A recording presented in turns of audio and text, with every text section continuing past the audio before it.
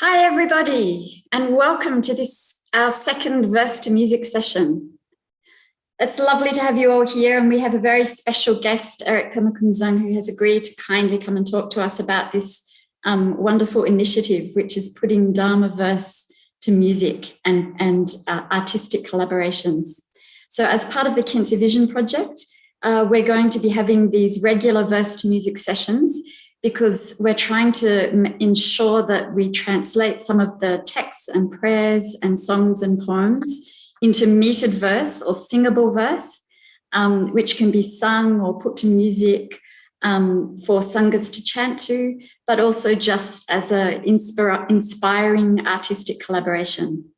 So welcome, everybody. I'm going to hand the session over to Zach and Christian, who are two of our in-house translators. Hi everyone, and welcome. I hope you can see us and hear us okay. We're all in India right now, so we have to deal with some things that are uncertain and unpredictable. So bear with us if there's any interruptions, but we're hoping to get through this well from beginning to end. So I've been asked to welcome Erik. I've known Erik a long time. I think he probably doesn't need much of an introduction for most of us. I think everybody who's been involved in Tibetan Buddhism or Buddhism generally for some time has encountered Erik in some form or another through his books or translations, now his teaching. Erik traveled to India and Nepal in the early 70s, became the primary interpreter and a student of Tulku Urgyen Rinpoche, later for Chökyi Rinpoche as well. He was involved in the founding of the Rangjung Yeshe Institute in Nepal.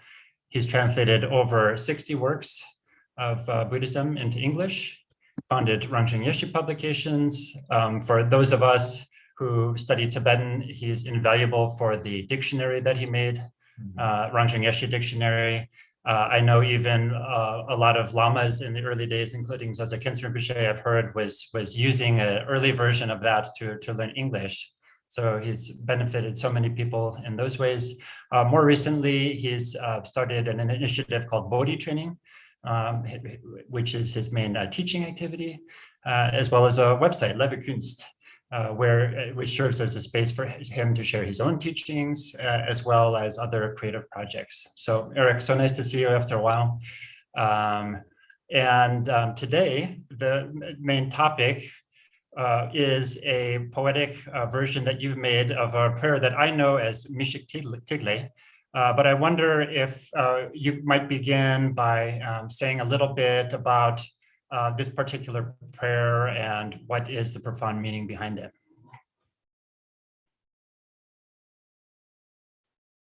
Thank you very much for hosting an event like this. It's a great pleasure. Putting verse to music is not just a hobby, but it's something my heart beats for.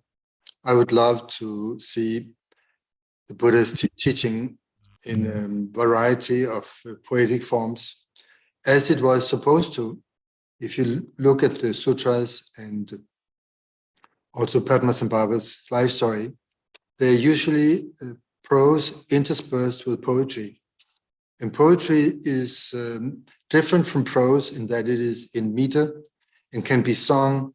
And picture yourself in old India is sitting in a silkang, like a house without walls, but with roof, and where the scent of jasmine and other flowers drift through, and there's a gentle sitar in the background, while profound poetry is being chanted about the meaning of life, the meaning of the nature of mind, the meaning of love, and how to make the best out of the human life, but presented in a very beautiful and dignified way. And that would be just so wonderful. I feel that what we're doing right now is an experiment, but aiming in that direction. And the text that you have chosen, it could be ordinary poetry, but if you look closely, it isn't. It's the meaning of the deepest tantras Maha-yoga Tantra and Hatha Yoga Tantra, but presented in an understandable short form by one of the greatest masters of the past century, Jamyang Khyentse, or called the Great Khyentse. The Tulku called him the Old Khyentse. But when you say Khyentse, he's usually the one that's being thought of by the older masters. Then his reincarnations, the 15 Karmapa perceived that there are 25 simultaneous incarnations of both Khyentse and Kongtrul and of Chokyo Lingpa. And this is exactly how great masters manifest. They don't come back as one person, as if they were an ordinary samsaric being with one mind stream that reaps the karma of previous actions. But the great masters are manifestation of enlightenment. There's somebody who has unmuted their microphone.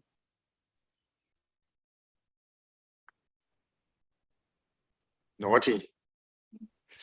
And it is said that there are 5 aspects, and 5 times 5, 25 aspects of body, speech, mind, virtues, and activities. And if there is an enlightened mind that can perceive that, then they will perceive that there are minimum 25 simultaneous emanations of one enlightened mind. That we don't have to go into, but Jamyang Khyentse was one who manifested 25 reincarnations. And there's a short story I heard from Tulku that once Jamyang Khyentse was asked to compare himself with the great Kongtrul and with Paltro Rinpoche. And his first question he was asked, so among the 3 of you, who is the most learned? And he said, oh, that's Paltro. He's the most learned. Then the next question was, but among the 3 of you, who will benefit other beings the most? And he said, oh, definitely Kongtrul, no question. And then the third question was, but who is the most realized? Then he said, oh, that's me. I'm the most realized. So he was that kind of dignified present. He was also huge, about the same size as Dilgo Khyentse Rinpoche. In beer, if you're lucky, you can ask OT to show his dress. He has a complete dress of Jamyang Khyentse, and it's huge, big dimensions, whereas Kongtrul is very, very small, like Kalu Rinpoche. And that has absolutely no bearing on what we are discussing here. But I just wanted to share that he was a real physical person who manifested in this world. And Tulku Urchin's father met him when he was a small child. His mother brought him there with his other brothers. That means Tulku Urchin's uncles. And they met with the great Khyentse, and they could imitate his voice and how he looked like and how he walked and what he had in his private room. He had a Tibetan thermos, which means on charcoal embers, he would have a fan where he would make his own teapot warm, and he would pour it himself, which is usually never done by great masters. They always have servants kind of pushing each other away to be allowed to pour tea for a great master. But Jamyang Khyentse, he did it all by himself. He was self-contained, and he spent most of his the latter part of his life in retreat. And if anybody wanted to be a student of his, they had to stay in retreat as well. That was how you could get teachings from him. And in other words, he knew how to not waste time. So if one of your teachers happen to go in retreat, now you know what you should do as well. You pitch yourself a tent nearby, or build a little hut nearby so you can sneak over and receive teachings when he teaches inside a retreat setting. That was also how Tulku Rinpoche taught. Very much he was in retreat, and those who were lucky, they stayed nearby and was able to receive personal guidance that way. The text you have picked here for this occasion is called A Chariot for Vidyadharas. And a chariot means a transportation vehicle of a nice kind. So it's like a Porsche or a Lamborghini. And Vidyadharas are like you, those who train in Rigpa and make that the main part of your practice in this lifetime. But specifically, it is the path of Mahayoga Tantra. There are 4 levels of progress to complete enlightenment, called the 4 levels of knowledge holders. The Vidyadhara level of maturation, the Vidyadhara level of mastery of life, of Mahamudra, and finally of spontaneous presence, spontaneous perfection. There was I mentioned in one of the verses, through the 4-fold knowledge holders, or through the knowledge holders' 4-fold secret path. That refers to traveling the inner highway. Tulku Urgyen Rinpoche compared it to taking the elevator to a skyscraper, to the top, where you don't see much on the way up, but you reach there very fast. That is how the 4 Vidyadhara levels are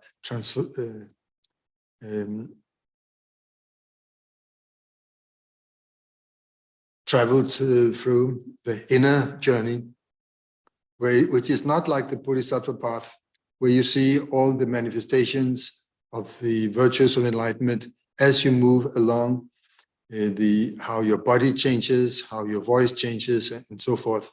Other people, they see it too, but through the inner path of Vajrayana, nobody sees it, you yourself don't see it, but when you suddenly die, then all the signs and the display is visibly manifest. Should I go on a little bit and talk about the chant? The chant begins with a wonderful verse, and I find it incredible that something exists of that type.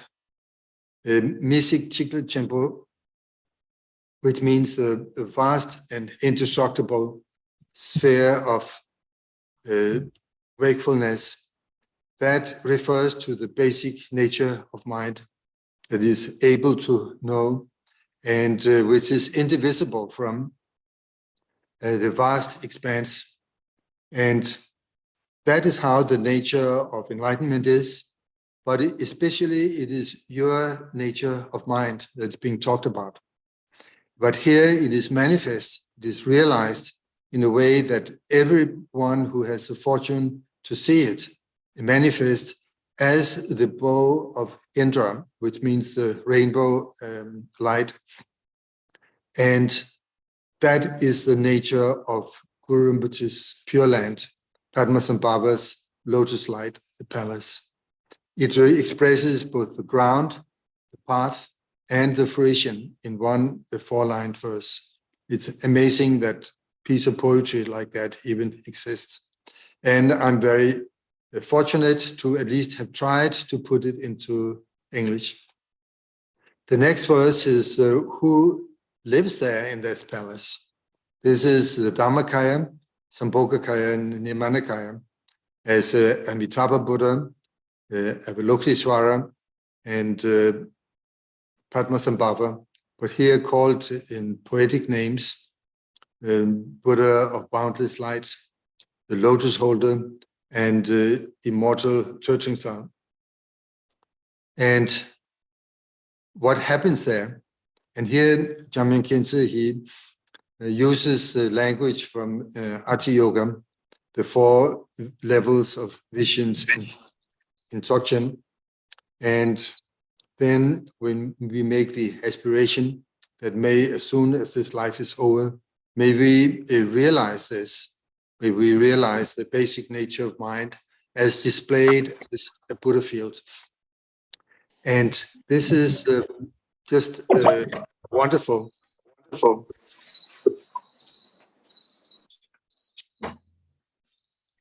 If you just joined now, you could mute your microphone.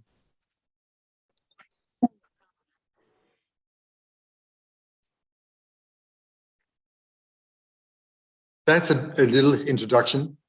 So this piece of poetry can be understood on many different levels, as in a way by dualistic mind is that you aim for taking a secure rebirth in the pure land of Padmasambhava. On an inner level, it is realizing what is hidden inside your heart chakra. And on an ultimate level, it is the union of knowing and basic space, for out of which all Buddha fields appear.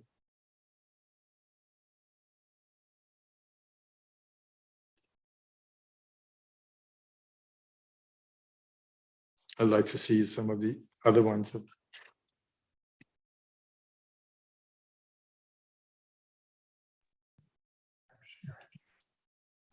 Erik? Yes, I can hear.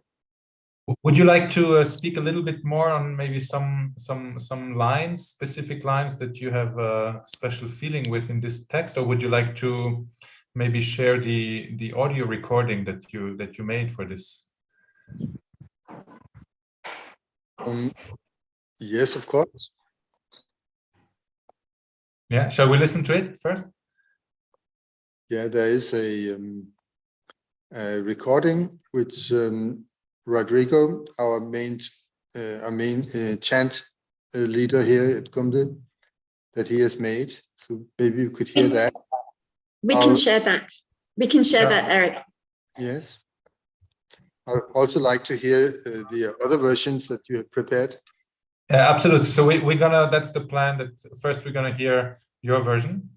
And after that, we're going to introduce the musicians who also made their own piece based on your translation, based on your text, and then we have a little discussion all together. Well, Dharma, can you share the? Yes, exactly.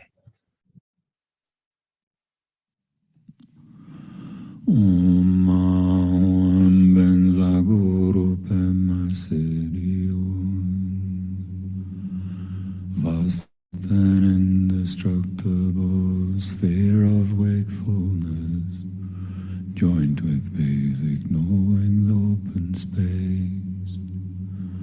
Vivid to the eyes of splendid rainbows it appears, realm of natural magic, lotus light.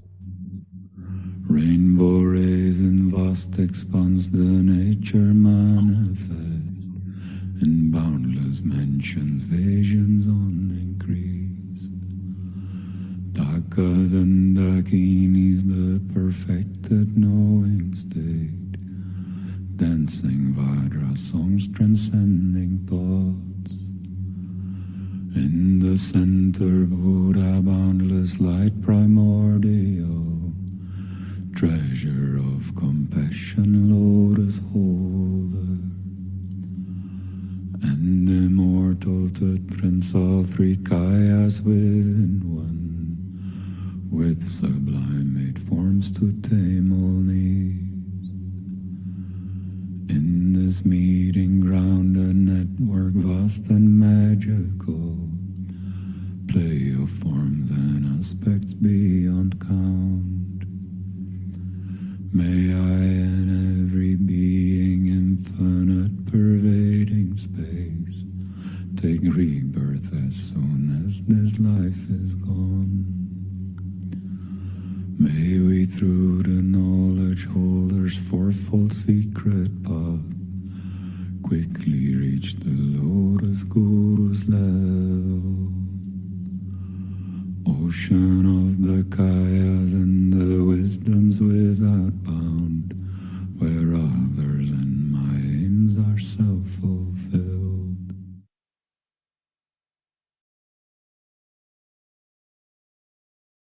That's really, really beautiful and almost enchanting. It's very beautiful. Erik, could I ask you, because I've heard that that as you mentioned also at the beginning of this meeting, that this is something that is very close to your heart, this endeavor to bring some of these chants and profound poetry into singable English verse. Could you say a little bit about how you started with that? Because I think in general, that's not the first thing that translators work on. So could you say a little bit how it started for you, and also if you have the feeling that you have to, make compromises, cut corners when you do this kind of work? Yes, I'll be delighted. The first thing that happened was I fell in love. And I met my wife, Tara, and we used to play music together, sing and make poetry.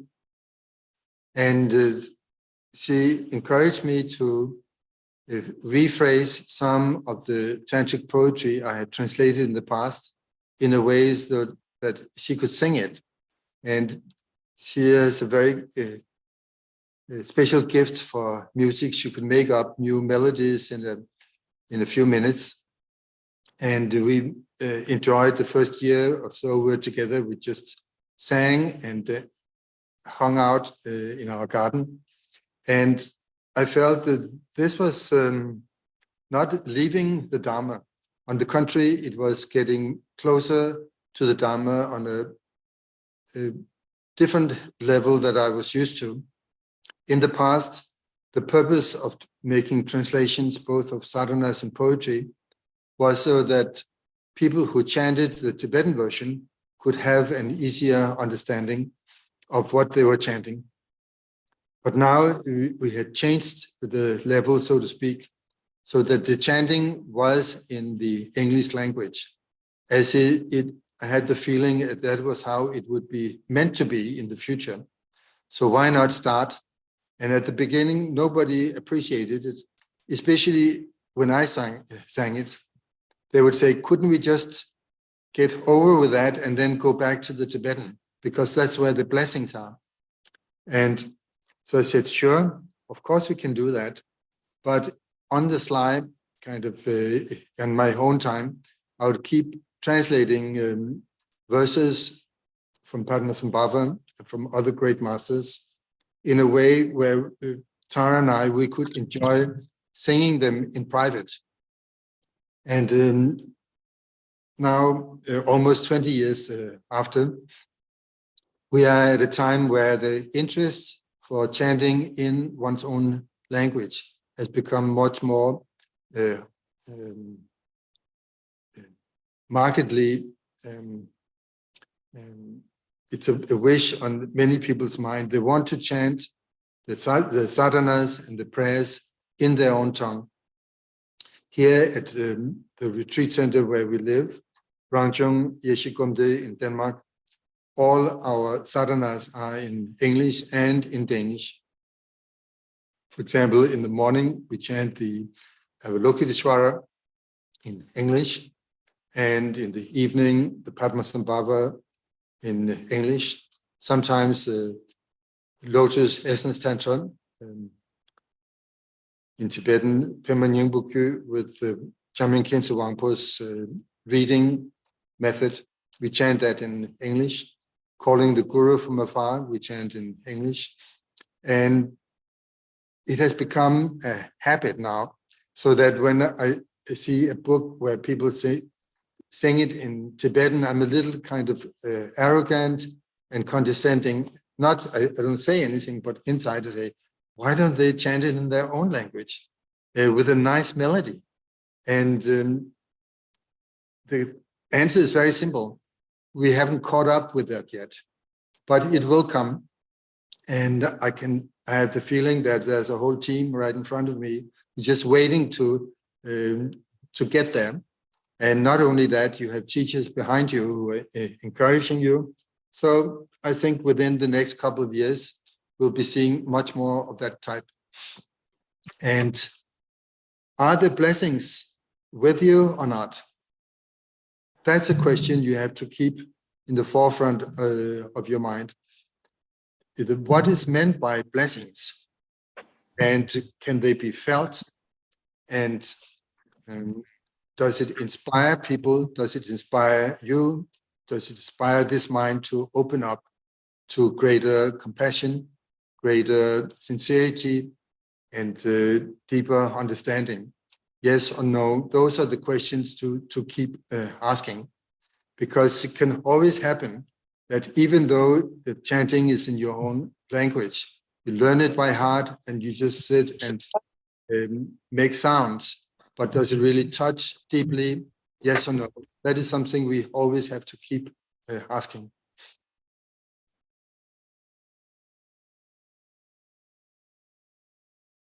Thanks, Erik. I really appreciate it. I noticed in this particular song that you've settled on a sort of meter of alternating 13 syllables and 9 syllables. Not to get too technical, but is that like a method that you've been using a lot, or is it just one among many different meters that you're using, or how did you settle on that? It's one among many. These days I use 13 for 9 Tibetan syllables, 13 English phonemes, and that I feel is adequate.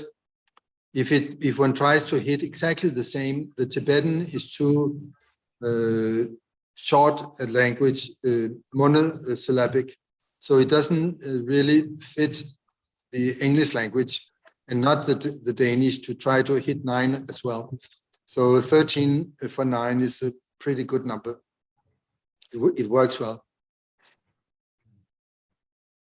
And it's not something new. In the Sanskrit meter was different from the Tibetan. So those of you who studied the Bodhisattva Charyavatara, and if you happen to know Sanskrit, you'll see that it's a different meter.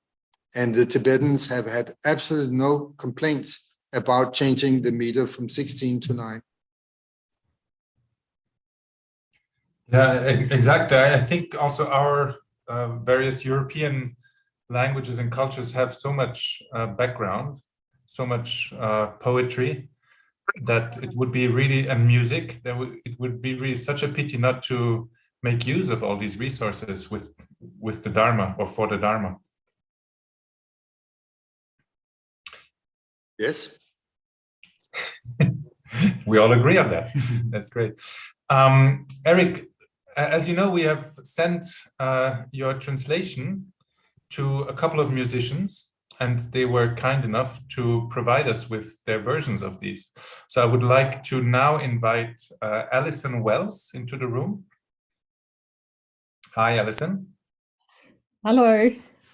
Hi. Could you just introduce yourself briefly? And then if it's okay with you, after that, we would share an excerpt from your piece. So I'm Alison Wells. I'm a student of Zongsa Khyentse Rinpoche. I met him in 2003, and through his encouragement, I did a music degree studying opera, and I have also as a child, I sang in choirs and things, so I have loved music for a long time, and particularly ensemble singing. And so getting into the Dharma, I sort of gravitated immediately to the chanting and working on how to chant together better in a group so that people can have that amazing sense of belonging that you get singing in a choir, joining that together with the profound meaning of the chants. And so working with this piece, Erik, was just a great joy. I was actually invited to set it to a chant by Sering Chodron, who was running the Living is Dying course here in Australia. And a couple of months ago, I think she asked if I could set a chant for their Sunday gathering. And so I put it together quite quickly. And so I had to memorize it quite quickly to get it inside of myself. And so I was sort of singing along as I was driving along in my car all week. And it just, the effect on my life in that week was just, it really showed me that, yes, there is something magical in this text and this meaning. And so it was just a huge joy. Do you want me to talk about the musical bit as well, or maybe? Maybe we can listen to it, and after that Yeah. you can say a little bit about that so that people have it in their ears. Domala, can you share it?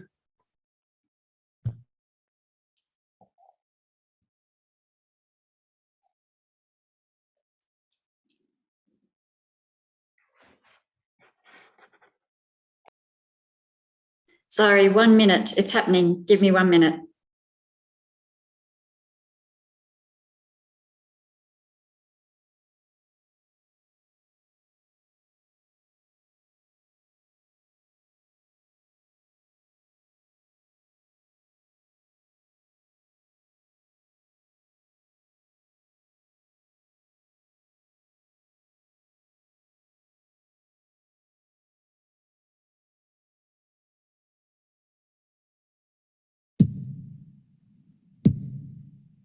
Om Ahung Vajra Guru Padma Siddhi Hum. Vast and indestructible sphere of wakefulness, joined with basic knowing's open space. Vivid to the eyes as splendid rainbows it appears, realm of natural magic, lotus light. Rainbow rays in vast expanse, the nature manifest in boundless mansions, visions on increase.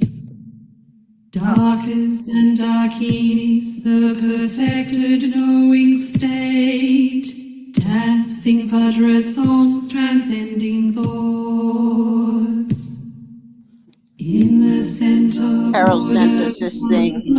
Primordial, treasure of compassion, lotus holder, and immortal Turtrang-Sal, three kayas within one, with sublime 8 forms to tame all needs. In this meeting ground, a network vast and magical, play of forms and aspects beyond count. May I and every being, infinite pervading space, take rebirth as soon this life is gone. May we through the knowledge holders fourfold secret path quickly reach the lotus guru's level. Ocean of the kayas and the wisdoms without bound, where others and my aims are self-fulfilled. Om Ahung Vajra Guru Padma Turtrang-Sal, Vajra Samayaja Siddhi Palahunga. Om Ahung Vajra Guru Padma Turtrang-Sal, Vajra Samayaja Siddhi Palahunga. Om Ahung Vajra Guru Padma Turtrang-Sal, Vajra Samayaja Siddhi Palahunga.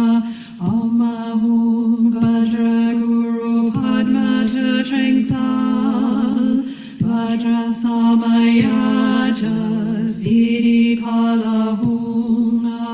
Om Ahung Vajra Guru Padma Turtrang-Sal, Vajra Samayaja Siddhi Palahunga. Om Ahung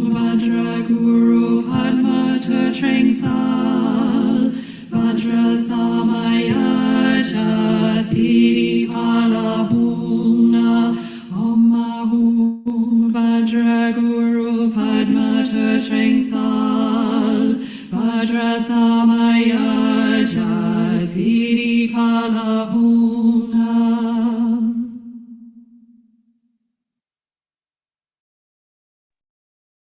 Beautiful. Thank you, Alison. Thank you. So would you like me to say I can say one or two things about Absolutely, please do. the process? So because I knew I was writing this for a course where people wouldn't have any preview of it, I tried to keep it as simple as possible. But I also have a great passion for harmony, and I spoke at the last meeting we had about people having different voice types, and so people can't necessarily always hit the notes that the Yumze is hitting, so trying to offer alternative notes. And in this one I used it so I had a very simple melody that went all the way through, but then added in harmonies for different verses, because the other thing I find is a bit of variation helps me to embed the meaning in my mind. I can remember which verse is which and make sure that the meaning is flowing through. So I tried to employ all those strategies to try and give a little bit of something for everybody. And yeah, I just enjoyed it so much. It was just such a beautiful way to engage with the poem. So thank you, Erik. Thank you very much. Thanks so much, Alison.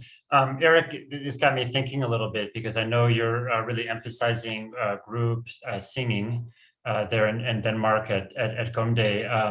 I wonder if you could speak a little bit to just what is the power and function of chanting as a group, singing as a group.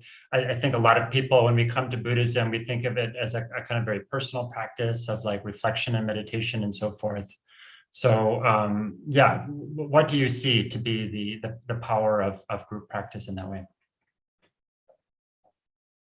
There was one particular practice that was begun at our monastery by Jamyang Khyentse Wangpo when he visited many years back in 1978. And that was the Ocean of Amrita, which is a combination of two aspects of Vajrayana, the mandala of the peaceful and wrathful deities, and then the mandala of the Vidyadharas, exemplified by Padmasambhava. And when that is being practiced many days in a row, there's always a group singing the mantra in a beautiful voice as a chore, many people together, day and night. And after a while of sitting in that atmosphere, you find yourself singing along even while you go to the toilet. And when you go to sleep, when you wake up, that tune just comes with you continuously. And that in itself has the blessing of being able to remember the practice no matter where you are and no matter what you're doing. And that is how it's supposed to be in the Vajrayana, that the practice is continuous, and as it's the environment and everyone you're with and you meet, they are all practitioners. This thing about oneself is doing the practice and other people are disturbing me, that doesn't really belong in Vajrayana. Everyone, whether they're Buddhists or not, are seen as fellow practitioners. Whether we can do that or not is another matter, but that's the ideal. And therefore, chanting as song is very, very important, because it goes through your bones and your marrow in a very different way than ordinary words. The singing, according to brain scientists, they also say singing is a different part of the brain than the talking. Talking is usually more conceptual, usually, but not always. But singing, if you notice how people, they stand in church and how the look in their eyes change when they start singing. It's like they leave this world a little bit. And in the early teachings of Padmasambhava, he mentioned that singing with tune is a very important part of Vajrayana, as well as how you move your hands, how you walk, and the musical instruments that are being used. Very, very important and integral part of Vajrayana, not only the shape of deities and the mantras and the visualizations and like that, but music and tunes and are very important. And we haven't really gotten to there yet in the Western part of the world, but it's coming.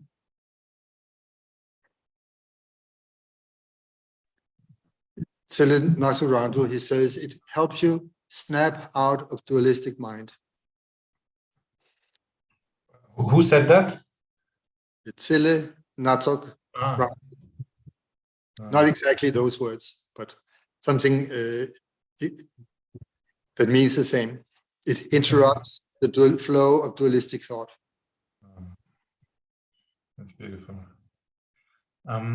If it's okay with everyone, I would like to introduce the next musician who also composed the piece. His name is Fabio Negroni from Brazil. Can he be? Yes, here we go. Hello, Fabio. Nice to see you.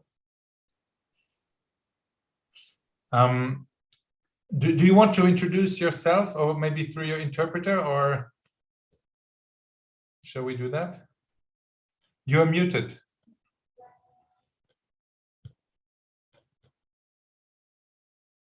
We cannot hear you. Okay. Tá bom. Excuse me. First of all, I would like to thank Dharma for the invitation and ask Daniel Almeida to speak for me, because I don't speak English very well.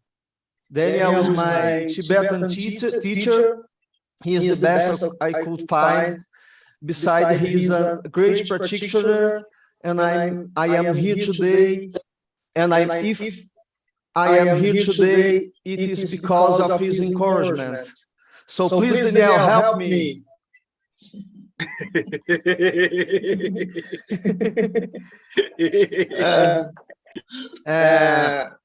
Eu tentei fazer. I will speak in Portuguese. Daniel, tenta me ajudar aí. Eu procurei escrever a música usando a nossa tradição musical brasileira, né? Então, a melodia não seguiu uma métrica muito regular, mas eu acredito que tenha...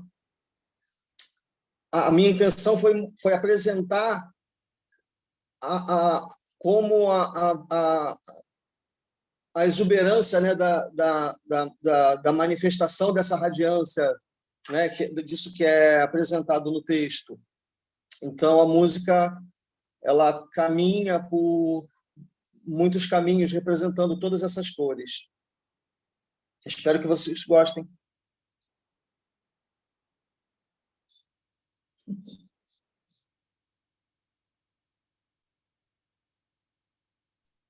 So Fabio said that he tried to make the music using the Brazilian tradition of melody, and this melody didn't follow exactly the regular metric for music.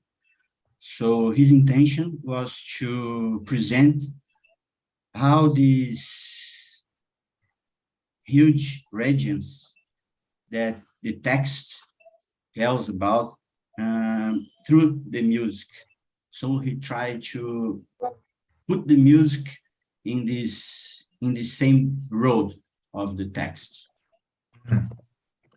Wonderful. Let's just dive right in and listen to Fabio's piece at this point. Dharma, please.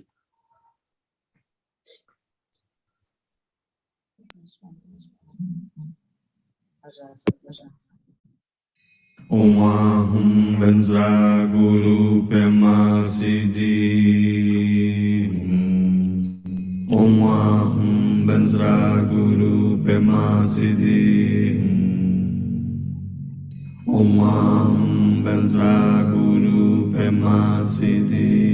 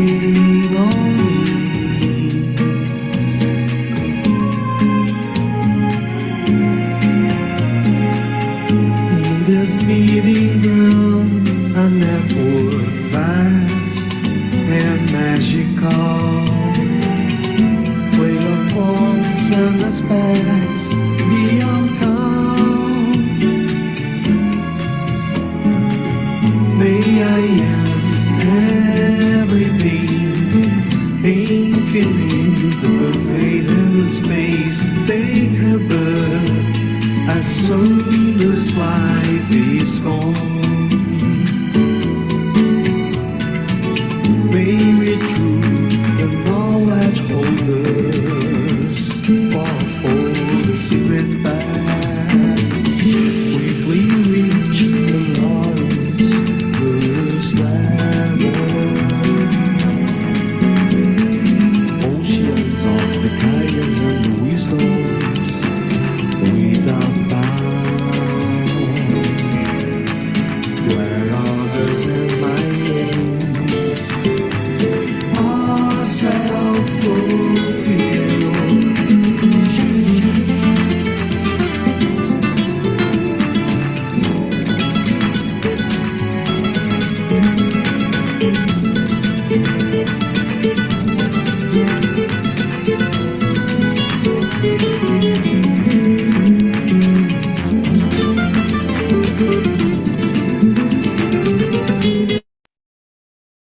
Wow, so wonderful, Fabio. I think just from listening to these three different versions so far, or four actually, it's so interesting to see how everybody really appropriates and makes something of their own for their own, from their own background. It's so moving for me to see. Actually, I really love it. Thank you so much, Fabio. If it's okay, I would like to invite Alicia Śmigroska next into the room. Hi, everyone. Hi, she would, Dharma, can you highlight her or anyone? So I would like to introduce her a little bit. So she's a little bit of a special guest here tonight because she didn't produce the music, but she created the visuals. So there's, if you've entered this room before we started the session, you saw a piece by Gorman, who is not here with us today. He couldn't make it. And Alicia kindly created the visual art for this piece. And she did the same actually also for one of the versions of the Manjushri praise we had last time, the one for Nick Demeris, if I'm not mistaken, right? Yeah. Alicia. Mm-hmm. Yes. So thank you very much for joining. I think it's also so important to have this dimension of this artwork with the Dharma represented here. So could you just introduce yourself a little bit and then speak about your work a bit? Maybe I'll just say also, in case some of you came late, which I know some of you did, we'll be sharing all the videos later on at the end of the talk. So they'll be able to, they'll be viewable on YouTube in the future. So you can catch Alicia's beautiful art.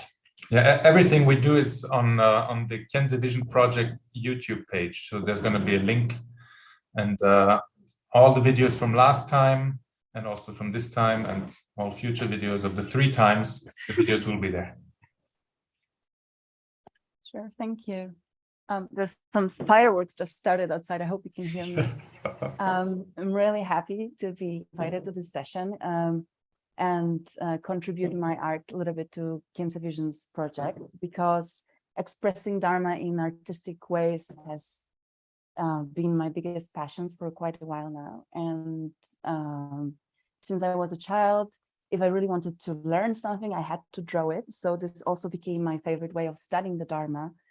And I believe it's because of Dzongsa Khyentse Rinpoche's kindness that I have been given the chance to offer my art for some of his projects. I illustrated Sutra for the Kumarajiva project, and I made children books, Buddhist children books, and more recently illustrations for the new Siddhartha Zinten website with the drawings of the reliefs from the great stupa of Sanchi. But making art for Khyentse Vision's projects has been especially exciting because I also had this aspirations for a long time to sing Dharma in English or in Polish, which is my language, with beautiful melodies, and it's just works for me so much better. And I've been also encouraged by Rinpoche to compose my own melodies for my own practice and that's something I've been doing for quite a while now. And I really enjoyed reflecting on the expansive energy and the profound meaning of this beautiful poem, Chariot for Knowledge Holders. It was also interesting for me to try to express the energy of this beautiful musical composition by Simon Gorman at the same time. I am quite a beginning illustrator and animator, but the little I know about illustration is that it's all about tuning into the mind of the author and trying to visually express his mind or whatever he wants to say. So doing that with Khyentse Wangpo's composition and beautiful translation by Erik was just incredibly sweet. And I have been a fan of Erik's Pema Kunsang's translation, the recordings, especially the Bardo song and Calling the Guru from Afar. I've listened to it many times, and it always helps me to connect with the energy of Dharma when I'm in a place that is maybe when I feel disconnected. And initially, when Dolma asked me to work on this poem, I thought that I wouldn't be able to because I have very limited time. I'm attending the Khyentse Wangpo's Drupta Kundu cycle here in India. But then I started to listen to this music and reading the poem over and over again. And this images of cosmos and rainbows and stars started to flood in my mind. And I just wanted to do my best to express it visually, artistically, how I feel it. So I work on it inside the Gompa and outside the Gompa, and it happened really quickly that it was ready. And I felt very, very grateful that I could illustrate something that was written by the same master whose teachings I am receiving, and almost do it in front of his reincarnation. So that was really beautiful, and I'm very grateful for that. Thank you. Thanks so much, Alicia. Erik, this reminds me of a lot of the beautiful art I've seen on LevaKunsang. And I don't know, I'm curious if you could speak to what is the motivation behind your LevaKunsang project? And it's serving a lot of different purposes, but one of them is to be kind of a nexus of different kinds of creative projects, including visual art. What can you say about the impulse behind that project, and maybe more generally about the meeting point between creativity and art and Dharma?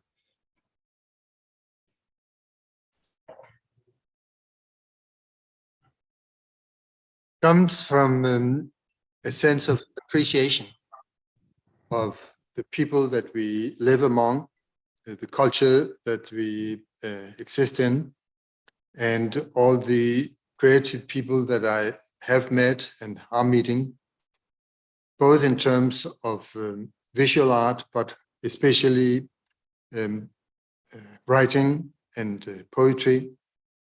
And I feel that most people have something they can share on some level. And I wanted to just have a platform where all of that could be not necessarily broadcast or become a centerpiece, but just a contribution to the time we live in. Tara and I were fortunate to have some free time for a couple of years where we could do something like that. That time is gone. So whatever is on LevaKunsang now, that's it. There won't be any more appearing, but we'll keep sponsoring the website, so without any advertisement. So I feel that's also a very nice thing for everyone to both see and to be part of. And I'd like to have the spirit of that to continue in many different ways at other places, that you can share something beautiful that enrich your life. You can share it with others and people can enjoy it. and you can enjoy doing it. And all of that is really good.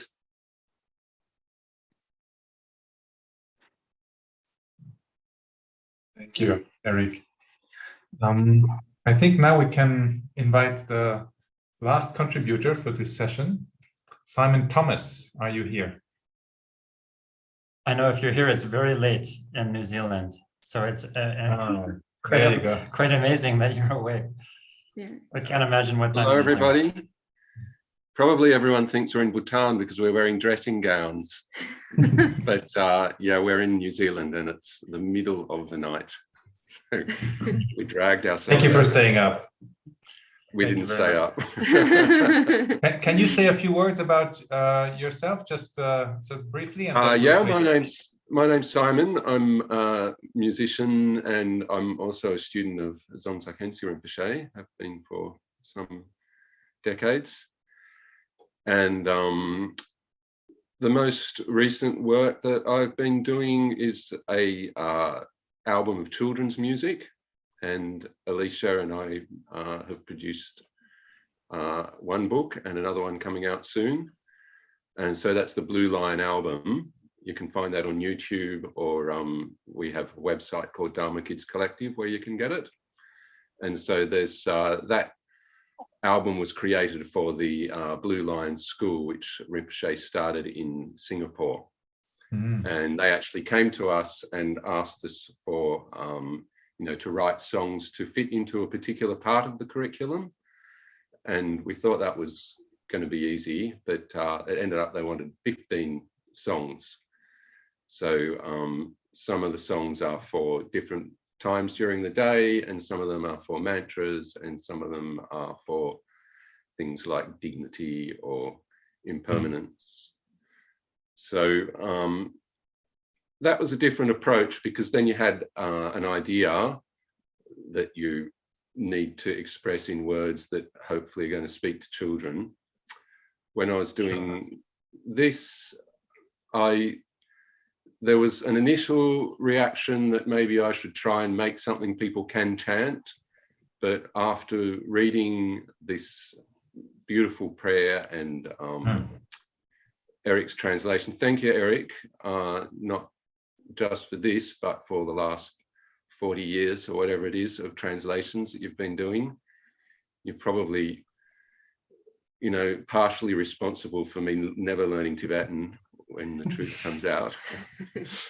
But I just let that rest in my heart and, sat with it for a couple of days and moved with it. And then sat down and out it came. Beautiful. Actually, shall we listen to it, Simon? Yeah, sure. Okay. All right, cue Simon's song.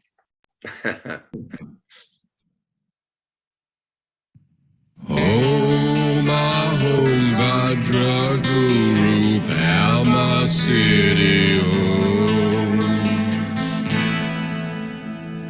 Vast and indestructible sphere of wakefulness, join with basic knowing's open space.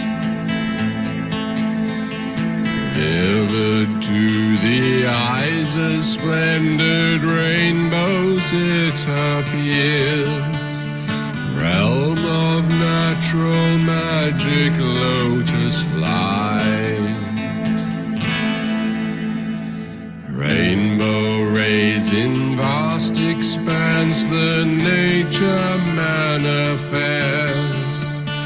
Boundless mansions, visions on increase.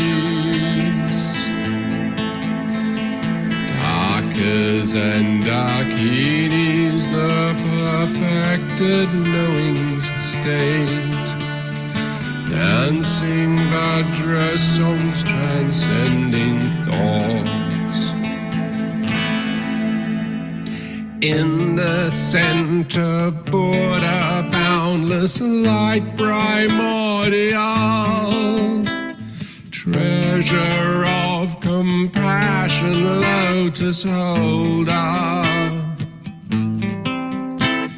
and immortal to Trensal, 3 kayas within one, with sublime 8 forms to tame all needs. In this meeting ground, a network vast and magical, play of forms and aspects beyond count. May I and every being, infinite pervading space, take rebirth as soon this life is gone. May we through the knowledge holder's 4-fold secret path quickly reach the Lotus Guru's level,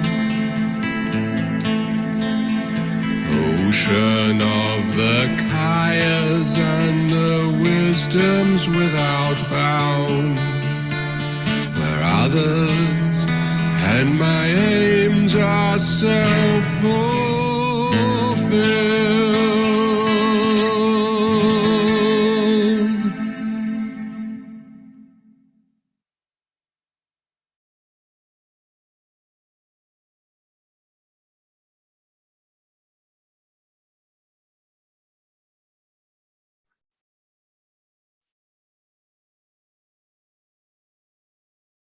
Yeah, I actually forgot to make a video, and then I played the song to Kim, and she's going, "Aren't you meant to have a video?" And so I had to quickly. I actually talked to Nick, and he said, "Oh, you just like video yourself and singing it." And I'm like, "That's fine if you're as charismatic as Nick, but old grandpas, I just thought I'd put a few of my photos in." So all of those photos are from Bia and Zongzar and places like that. Thanks, Simon. It looks like we've temporarily lost Zach and Christian. Just to let you all know, half the team is here in India, and so our internet is not very reliable, and there's been blackouts all day long. So we're doing the best we can with the tech situation. Thanks so much, Simon. Oh, we're back for the record. Oh, good. We're out of the Bardo. Simon, if I can follow up, because we didn't catch exactly everything you were talking about now, but maybe do you have any question for Erik or any remarks that you would like to share? Well, I'm wondering if this whole idea of meter is, largely to do with memory as well as the way it works on your mind, because these are, would have been oral traditions. Is that correct? The tradition for singing 13 by 13 sounds in each line, that is one that my wife and I came up with as being the most practical. Meter is good for being able to memorize. And I found that when I translated dedications and supplications in meter, I could remember my own translations afterwards, which I never been able to do before. So that was a good sign. Another thing is that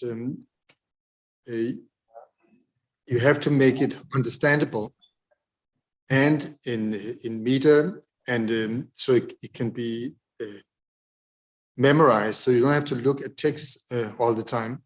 And that's very important, that you don't sit and look at text while chanting, because then you can get to the main point, which is meaning it. You have to mean what you sing. You have to mean what you say. In other words, it has to come from the heart, not from the mouth. That's a really important point. Sincerity, devotion, and love are the most important parts of singing, so that you sing not only from one chakra, but all 5 chakras, and not only those, but from the soles of your feet also, so that your entire being is embodied in the vibration of the sound. And in that way, it really transforms your way of being. Agreed. Yeah, thanks, Simon, and thanks for those beautiful comments, Erik. One comment you made earlier in the discussion tonight struck me, and it stayed with me, regarding this discussion about blessing and whether there's more blessing in one language or another. And you seem to hint that like blessing is, I don't know, something perhaps you could feel when you're translating, and it just gets me wondering if there's something that you heard from your teachers, to Urgen Rinpoche or another teacher, regarding the process of translation and how to do it in a way that is, absorbing the blessings and channeling them to the best way possible. Did you get any special instructions about translation in that way? Yes. You have to surrender completely to the meaning, not only to the words. And that's the key point. So you have, as a translator, you have to give yourself and 150%.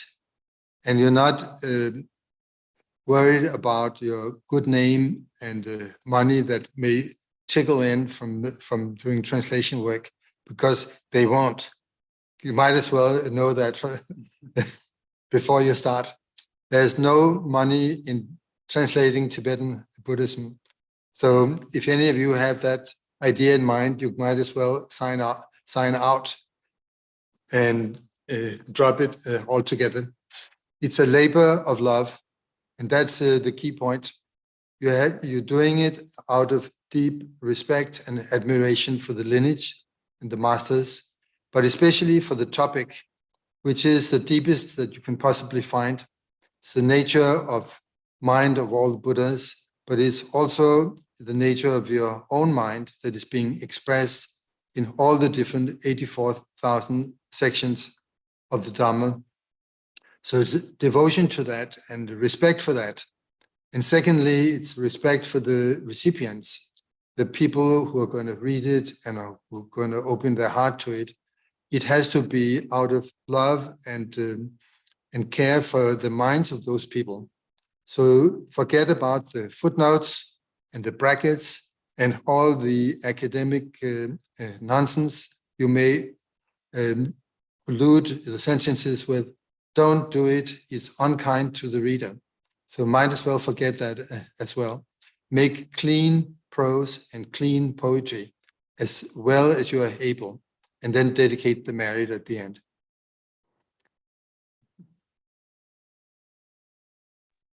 That's so beautiful, Erik.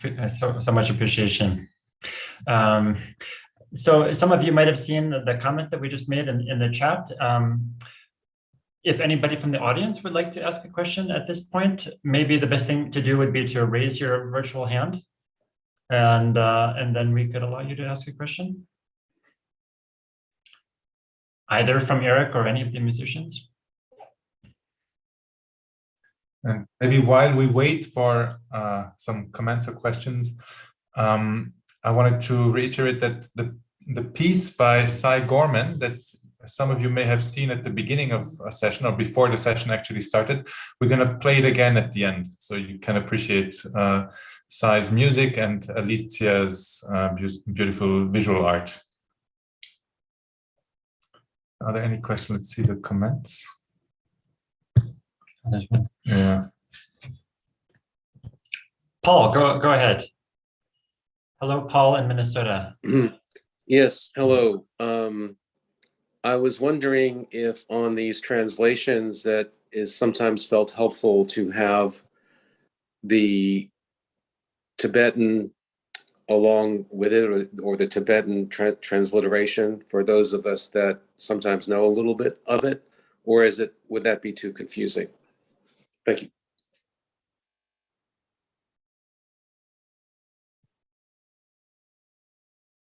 Do you want to address this question in particular to Erik, or I suppose? Yes, to Erik, sorry. Right. This would be a short answer. That's up to you. If you find it helpful, yes. If not, then don't. So practical. Sometimes it's so simple. Actually, Erik, I also have a question for you, if that's okay.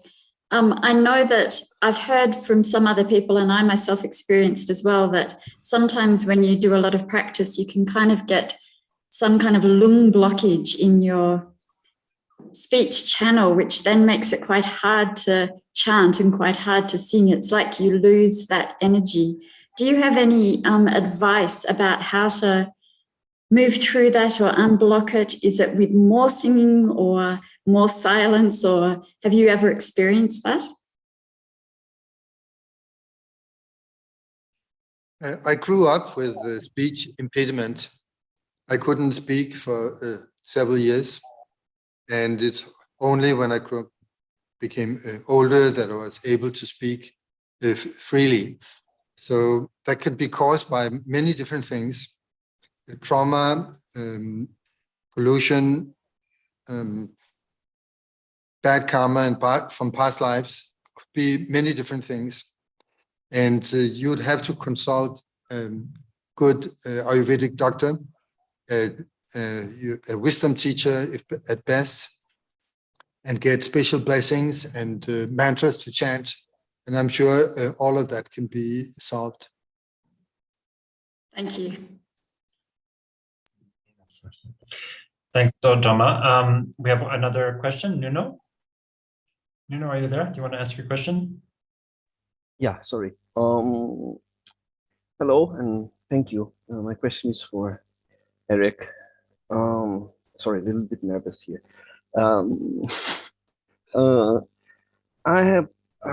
I have already produced Spanish translation. I enjoy writing poetry for a long time, and now I've been studying some classical Spanish poetry. And I already produced translation with the help of Rodrigo and others of the 7-line prayer into classical Spanish endecasyllable, which is 11-syllable verse. And some people are already chanting it. So this is very inspiring for me and very useful, or everything that you're saying, because I'm coming now to my next attempt and I have many doubts, because it's difficult sometimes to fit everything into a meter, and there's some things that needs to be cut off, and this is a very difficult decision to make. I mean, of course, the essential meaning must be there, but well, anyway, my question is, besides that, how to choose, how to make it, how to know what's really essential in verse to keep. And then about the blessings, you mentioned that, and it's true that many people choose Tibetan, even if we don't understand what we're chanting, which is most of the time my case, because of the blessings of this language, So when we put it into verse, into Spanish verse, what would you say makes the blessing in something that we chant? What makes it have a blessing? What do we mean by blessing? When we chant something, is it inspiration? Is it because memory is one thing, but what makes it a blessing?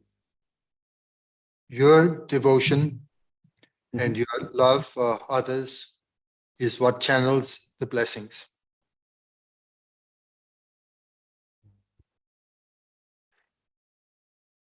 Thank you. Very clear. Erik, maybe to repeat the first part of the question, I think that's also so relevant, especially for translators.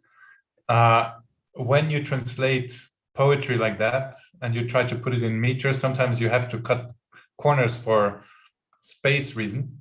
So I think Nuno's question, if I understood correctly, was how do we know which parts are essential and have to be included and which can be left out in the process? You don't know that.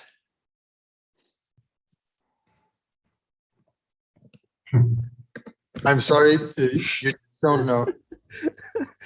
So just relax. and switch over to devotion and love. It will sort itself out slowly. I wonder if you would give a similar answer. There's another question that came in from YouTube saying that, okay, you've chosen this particular meter, 9 to 13 syllables. If you chose a meter that was like similar to a Tibetan meter, you could even keep the Tibetan melody perhaps and use it in English. What would you say to that? That's possible, but then you end up with a different number of sentences, different lines. For example, a 4-line verse would turn into 7 or 8 lines. And that's a little unpractical for different reasons. So I thought about it for many years, and I ended up with 13 beats in each line, and I'm never going to change until I change it. But for right now, it stays like that. Okay, so one question is coming in for the musicians in the room. So the question here is, for the musicians, I mean, including Erik in your group, you're also musicians. Are you, when you're choosing the style of music for your version, are you doing it sort of spontaneously or freestyle? Or is there some particular, I don't know, genre of music that you're just using all the time when you're making your Dharma songs? Anybody would like to speak to that? Oh, we see Rodrigo here also. Oh, Rodrigo, we haven't heard from you. You have any thoughts on this?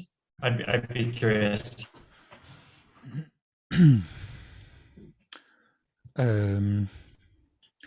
Well, I think it's a matter of being practical about it. So what works is what we will go for. So if you choose a melody, of course, you want to choose something simple that everybody can join in easily, or something that you can remember, something that would work in a group context of practice. So I would say that would be some arguments, like when choosing a melody. That is, if you want to use it for a practice session, you know. Of course, like the songs we heard today, some are maybe not necessarily with that goal in mind. And then it's whatever feels, whatever makes you feel devotional would work, I think. But in Denmark, Gomde Denmark, we have these daily group practices. And when you recite together with a group, and in such a group, there's people that recite very regularly, there's newcomers, there's a different audience, and it should work for everybody somehow. And that you will feel like as you practice, I think. I don't know if that answers the question. I don't even remember the question now. No, that's lovely. Thank you, Rodrigo. And maybe I should also say, for those of you who came a little bit late, Rodrigo was the lovely voice behind the first version that we heard coming from the Gomde Denmark group, where Erik is also residing.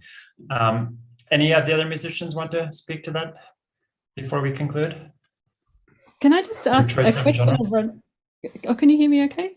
Can I ask a question? Yeah, Alison, please. Yeah. In your daily practice, I know some of the recordings you've done have harmonies. Do you use harmonies in the daily practices with the big groups?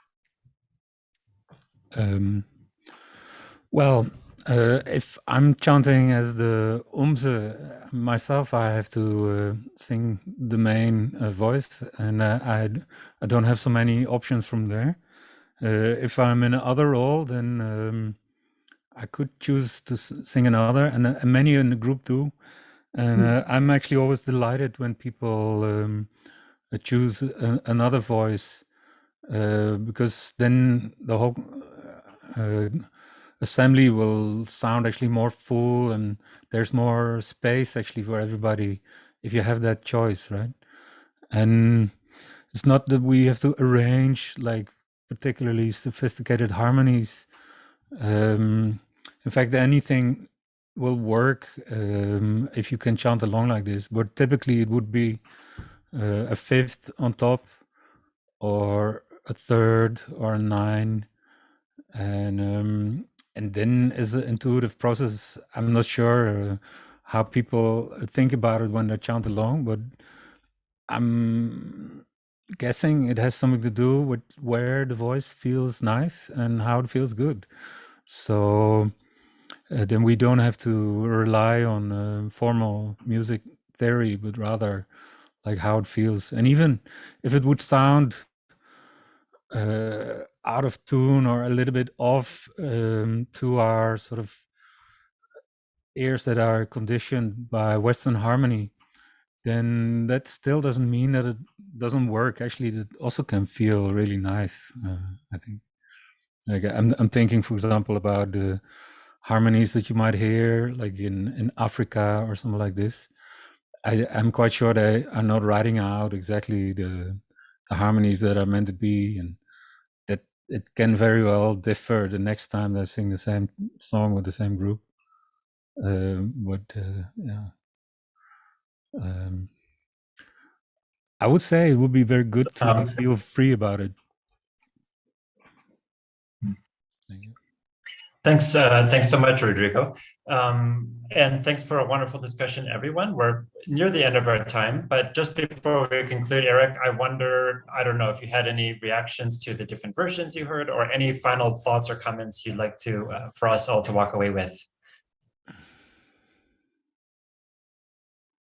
I really want to say I enjoyed so much the different versions, and I would love to see much more variety in the future, both in terms of artistic expression, but also with the thought in mind that it is practical usage for group chanting, but one doesn't cancel out the other. There should be room for everything. And so thank you so much to the different artists, and also thank you to the organizers. It was very enjoyable. Thank you so much.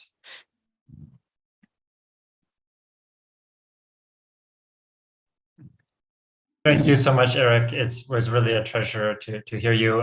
There are still some questions coming in, so sorry we couldn't get to everybody's questions, but all the more reason to have another event like this in the future. We certainly hope to have many more like this. So thanks again for all of the artists who contributed, and everybody for joining.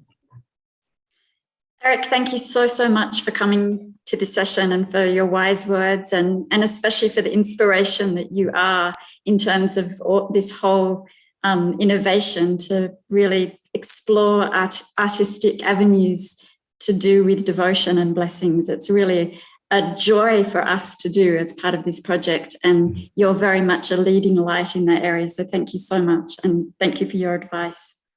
And I just wanted to let everybody know that we're going to continue to have these verse to music sessions. So every few months, there'll be a new one as soon as our translators get to produce more metered verse and more poems and songs. And anybody who would like to contribute music or art, please contact us and let us know, because we would love more and more musicians and artists to get involved, especially if you are inspired with your devotion to do so. So please let us know and contact us. You can visit our site at khyentsevision.org. Thank you so much for everyone for coming. Thank you to the musicians and the artists for your generosity in contributing these offerings. Thanks so much, Erik. And also remember, if you missed the first song from the very beginning, we're going to play it again now. So there's one more treat for you if you hang on for a few minutes. Thank you, everyone. Thank you, everyone. See you all soon.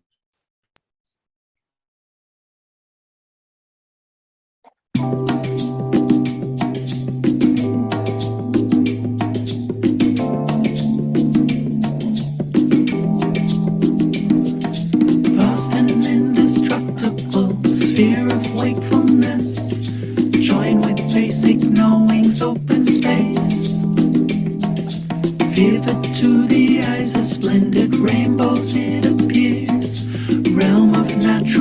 magic lotus light. Rainbow rays in vast expanse, the nature manifest in boundless mansions, visions on increase. Dakas and dakinis, the perfect knowing state. Dancing Vajra songs transcending thoughts. In the center, Buddha's boundless light primordial. Treasure of compassion, lotus holder. An immortal torturing cell, three kayas within one. With sublimate forms to tame all needs. In this meeting ground, a network vast and magical. Play of forms and aspects beyond count. May I and every being, infinite pervading space, take rebirth as soon as life is gone. May we through the knowledge hold this fourfold secret path, quickly reach the lotus guru's level. Ocean of the kayas and the wisdoms without bound, where others and my aims are self-fulfilled. Vast and indestructible sphere of wakefulness, join with basic knowing's open space. Vivid to the eyes, a splendid rainbows it appears, realm of natural magic, lotus light. Rainbow rays in vast expanse, the nature manifest in boundless mansions, visions on increase. Dakas and dakinis, the perfect knowing state. Dancing Vajra songs transcending thoughts. In the center, Buddha's boundless light primordial. Treasure of compassion, lotus holder. An immortal torturing cell, three kayas within one. With sublimate forms to tame all needs. In this meeting ground, a network vast and magical. Play of forms and aspects beyond count. May I and every being, infinite pervading space, take rebirth as soon as life is gone. May we through the knowledge hold this fourfold secret path, quickly reach the lotus guru's level. Ocean of the kayas and the wisdoms without bound, where others and my aims are self-fulfilled. Lost and indestructible sphere of wakefulness, join with basic knowing's open space. Vivid to the eyes, a splendid rainbows it appears, realm of natural magic, lotus light. Rainbow rays in vast expanse, the nature manifest in boundless mansions, visions on increase. Dakas and dakinis, the perfect knowing state. Dancing Vajra songs transcending thoughts. In the center, Buddha's boundless light primordial. Treasure of compassion, lotus holder. An immortal torturing cell, three kayas within one. With sublimate forms to tame all needs. In this meeting ground, a network vast and magical. Play of forms and aspects beyond count. May I and every being, infinite pervading space, take rebirth as soon as life is gone. May we through the knowledge hold this fourfold secret